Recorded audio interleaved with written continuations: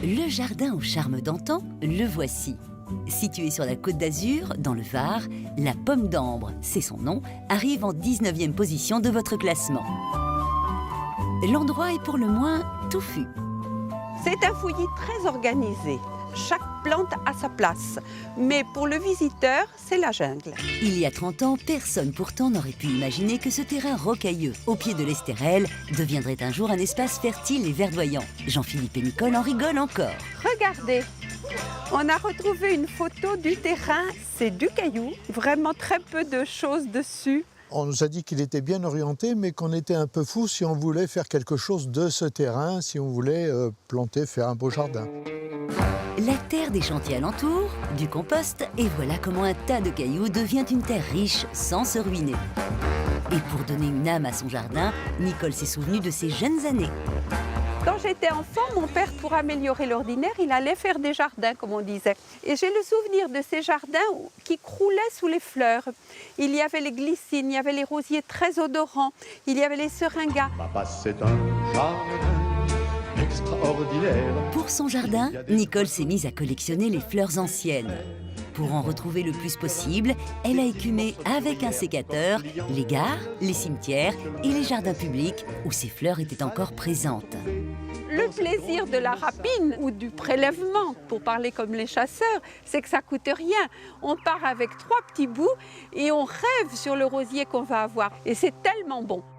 Une des meilleures surprises de ces rapines, c'est une rose dite de Nabonan, du nom de son créateur, un rosiériste du début du siècle. L'intérêt de ces roses, c'est qu'elles ont été créées dans le Midi. Elles sont tout à fait susceptibles de résister à la chaleur. Elles ne sont pas gourmandes au niveau du sol, mais comme toutes les plantes, elles aiment une bonne terre et de l'eau de temps en temps. Elles sont parfumées, remontantes, d'une couleur particulièrement charmante, c'est-à-dire que le bouton est d'une couleur, la fleur mature d'une autre et qu'elles ont la grâce de mourir de toutes les couleurs. Sous le climat qui fait chanter tout le midi. Outre les fleurs, il était difficile, au pays du citron, d'imaginer un jardin sans agrumes. Et là, Nicole et son mari n'ont vraiment pas eu besoin qu'on les presse. Alors d'abord des oranges, le citron. Il reste une petite mandarine de l'an dernier, le pamplemousse, le kumquat. Tiens, tu peux le manger. C'est le plaisir de passer, de tendre la main et de prendre le fruit. C'est surtout ça. Plein de couleurs et de vitamines, les agrumes sont l'atout gourmand du jardin, à condition bien sûr de les planter au bon endroit. Ce que craignent avant tout ces arbres, c'est le vent et les courants d'air. Donc là, ils sont tout à fait protégés et c'est l'endroit où ils se plaisent le mieux. Plaisir des yeux et des papilles, il manquait encore à Nicole le plaisir du nez. Elle s'est donc aménagé un parcours senteur en plaçant à différents endroits des plantes odorantes. C'est un petit pélargonium, petite fleur modeste mais odeur à tomber.